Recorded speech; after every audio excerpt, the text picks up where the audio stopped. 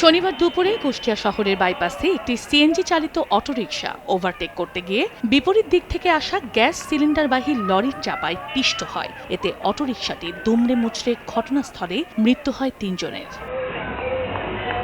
খবর পেয়ে পুলিশ ও fire service ঘটনাস্থলে পৌঁছে উদ্ধার কাজ শুরু করে। গুরুতর আহত দুজনকে উদ্ধার করে কুষ্টিয়া জেনারেল হাসপাতালে নেওয়া হলে চিকিৎসাধীন অবস্থায় তাদের মৃত্যু হয়। বর্তল মোড়ে থেকে অ্যাক্সিডেন্ট করছে, এটুকু আমরা শুনছি। শোনার পরে ছুটে চলে আসছিলাম। জাকারিয়া উনি হচ্ছে ড্রাইভার, ওনার গাড়িতে 5 জন লোক আসতেছিল। তো এখন আমার 2 মা আসতেছিল আর জাকারিয়া হচ্ছে ড্রাইভার হিসেবে আসতেছিল। আসার পথে ওই স্টেশনের সামনে অ্যাক্সিডেন্ট করে মারা গেছে। দুর্ঘটনা কবলিত যানবাহন দুটি জব্দ করা হলেও পলাতক রয়েছে লরি চালক।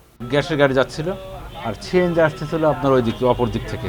আসার পরে দুটো মুখোমুখি সংঘর্ষ। গাড়ি দুটি আমরা আটক করেছি, ড্রাইভার তো পলাতক।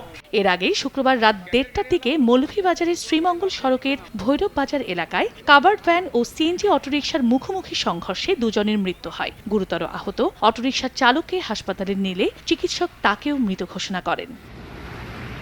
চন্দ্র বিশ্বাস, ববি, সময় সংবাদ।